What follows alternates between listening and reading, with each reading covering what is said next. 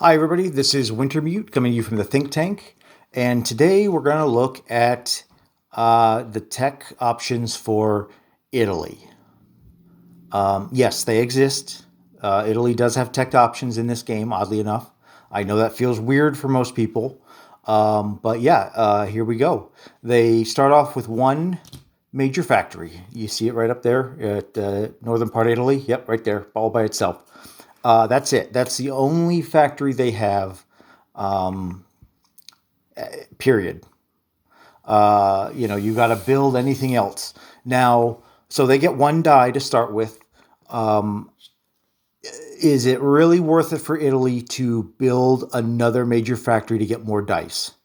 You're just going to have to decide that for yourself because you're looking at, what is that? That's an investment of 18 IPP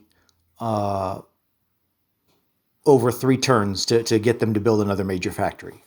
Do you think that investment is worth it to be able to get a second die, a tech die, after the 3rd turn for Italy? Some people may say yes. Some people will probably say, no, I'd rather have that 18 and plop another 2 destroyers and an artillery in the on the mainland. And that's I think that's a perfectly reasonable argument. It just depends on whether you do think it's a good idea for Italy to go ahead and be going after certain techs. So with that said, what techs should Italy pursue? Okay, we're going to just skip over everything else and go right here to wartime economy right off the bat, because in my opinion, I can't really see any other reason to go for anything else, especially if you've only got that one die. If you had that second die, then obviously I would still say go for wartime economy, but then we can look at some of the other stuff you could roll for. Italy in this game is in a better position overall because they now have 10 IPP per turn, but that's it. And their land gains, even when they do go to war, are not going to be terribly impressive. Even if Germany lets them take Yugoslavia and Greece, there's 4, that brings them up to 14. Then they take Western Egypt, Eastern Egypt, Transjordan, Syria, that brings them up to 18. 19 if we include Cyprus. Even if they're lucky and they get all that off, that their economy still isn't all that impressive. And even their wartime bonus income increases that they can get aren't that impressive either. It's basically a max of only 6. So even if they get all this, that's 19, and then they get all 6 of their bonus income because they meet all those requirements. That's still only 24. That is, Germany has 24 by the end of the 3rd turn. And now Italy had to fight tooth and nail to get all that stuff, and realistically, they're not going to get it all. So Italy's economy is basically just crap, which is historically accurate. Their production capacity is crap, which is historically accurate. They really weren't in a position to fight the war to begin with, but that's a whole other discussion. So wartime economy is probably the gonna go as far. You're gonna get the best bang for your buck out of that one for Italy, because even if you go ahead and get some of these other ones for the advanced units, you still have to pay to build them. And Italy, where's that income gonna come from? So hands down, wartime economy, whether you've got 1 dice or 2 dice, that, in my opinion, should be your first one. Now, that said, you can get lucky and you nail that roll every single time that you roll for it, which does happen. So they have turns where they have that extra dice that they don't need to roll for wartime economy. Well, what do you go for then? Well, let's look at their options. Again, for a lot of the same reasons, advanced artillery, advanced mech, advanced or heavy armor aren't terrible choices. They're going to be fighting land wars, either here in the Middle East, somewhere in the Middle East, in Northern Africa, up in the Balkans, and or over here, depending on what the Americans do, and possibly even into Russia. So, it's not a terrible idea if you think Italy actually can get, advanced artillery and heavy armor and help go into Russia with that. That's all the better for them. But again, you still got to pay for it. So you're never going to have a lot of these things on the board. Then we go to jet fighters. Jet fighters aren't terrible either for a lot of the same reasons, that you want these other for. Italy, one thing Italy can do is do a fighter spam of building a fighter every turn. And then they kind of, finally are able to get to this point where they can take their fleet and knock out the British fleet. And then they can go ahead and start worrying about, with whatever's left of their fighters in the fleet, they can start building transports and infantry and start taking these territories away from Britain once they knock their fleet out. So if you've got jet fighters as an option to take for them, that just makes them all that much more potentially lethal in combat. Heavy strategic bomber, just no. They can't even reach any factory that's really worth it. Barring Egypt, or barring Britain building a couple here in Egypt, which isn't beyond the realm of possibility. But just no. Don't bother. Long range aircraft, probably not a bad one either, especially if you are doing the fighter spam kind of tactic. Just getting that extra movement just gives them all that more option to reach out and touch somebody around the Mediterranean. Advanced subs. Advanced subs isn't a terrible choice for them. For a lot of the same reasons, it's not a terrible choice for Germany. Italy, while not probably doing as much raiding on these convoy lines compared to Germany, can still raid the convoy lines. And they can, and if Germany basically decides that, or they have to let up on the sub war because they're just getting their butts handed to them, well, I mean, maybe Italy wants to go ahead and splash a couple subs and go ahead and pick up their slack. Not a terrible idea. So advanced subs aren't off the table. Advanced anti-sub warfare is off the table.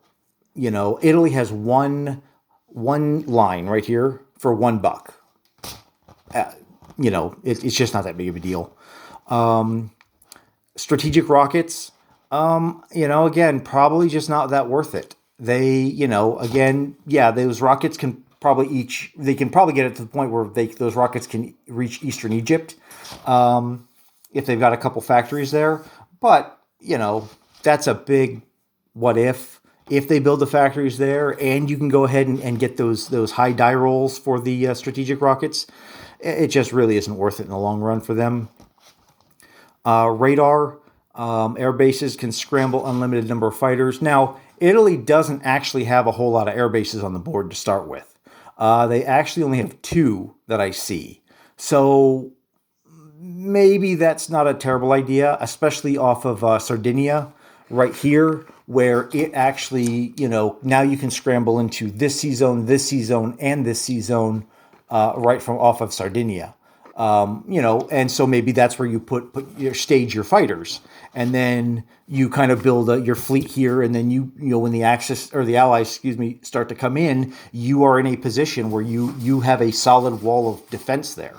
But again, probably not a high priority. Italy's, they can get a fair number of fighters, but they're probably not going to have a ton where they're just going to be happy to have 4 or 5 sitting there in Sardinia, not doing a whole lot. Wartime economy. Again, that's your first pick. Improved factories. I guess in theory, Italy can get to the point, if they're successful, where they do have trouble building units or having factory capacity to build all the units they want. Because as it is, they can only build 5 land units or air units. That's it. Now, that's not including naval units because they're built at the shipyards. Now, that they have plenty of capacity for. But if you're in a position as Italy where you just need to start building ground units, you might hit a cap where, you're not spending all your money every turn, even though you want to, just to be able to build some of the units. Now, that's not likely to happen, but it can. So improved factories maybe isn't the worst choice for them. And they actually may want to build a factory elsewhere, just to move some of that production off of Italy itself and closer to one of the fronts that they actually are trying to get guys to. Not a terrible choice, but probably not a high priority either. Now, improved construction for Italy probably is a good choice. They're probably not going to build a whole bunch of facilities. I could see them wanting to build a couple airfields on the map, depending on what the circumstance, how the war is going. A factory or two out there isn't a terrible idea. Upgrading some of these ports to major ports down here might actually be a good idea to start getting that +1 movement bonus. Same thing with and because if you look, their real powerful ports and shipyards and whatnot are all on the boot. So if you want to start getting that movement bonus in these spaces down here, you have to go ahead and start upgrading some of these minor ports into major ports. In these zones, or maybe on Sardinia may not be a bad choice. You might want to actually build some facilities as Italy, so that'll save you some money in the long run. But then we get to the other aspect of saving the money when you build your ships. That's really good for Italy. The doubling up and getting your ships out quicker could also be really powerful for them. Now, I think when you're really crunching the numbers, they would prefer to take the bonus of paying less for their ships to save all that money that they just don't have a lot of. But then again, maybe they just really need to splash a battleship, all that one turn sooner because here comes America. So improved construction is probably good for them. As far as these minor and major shipyards being able to increase their capacity, Italy itself has absolutely no problems putting ships on the board. It doesn't have, but again, it's all centered on Italy. So you may want to figure out ways of getting, a way of, of producing ships elsewhere. If even possible. I don't even know if that's possible based on this map. I mean, there's still some aspects to it, but no, I think all their ships are going to basically have to come straight from Italy itself. And you already have more than enough ability to do that. But anyway, improved construction is probably a good choice for them. And then heavy battleship, heavy carriers, again, those wouldn't be bad choices for later on in the game when they finally get to build them. Now, they aren't cheap. But plopping even just one heavy battleship into your pre-existing navy really amplifies what it can do. And then same thing with a heavy carrier. Just being able to put that extra fighter out there is just gonna, it's just a force multiplier and something else that the Allies have to go, oh crap, now I got to deal with that. And that may be just enough to having that one heavy battleship on the board, maybe just enough to keep America at bay, or even cripple them so badly that they can't really prosecute Operation Torch or come up into Italy and things like that. So those aren't bad choices either.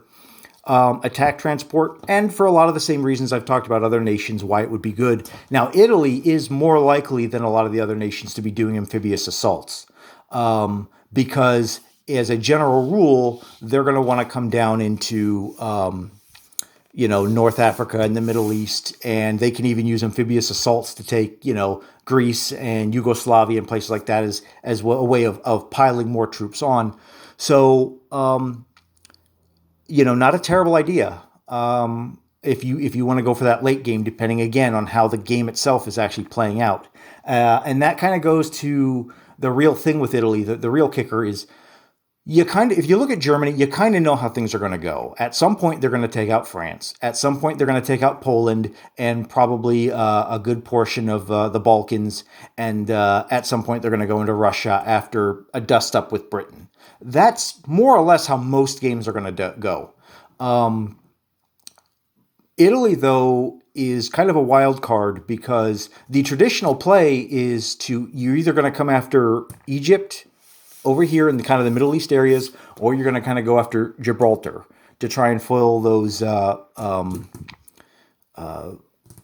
wartime bonus income bonuses and to kind of secure the Mediterranean.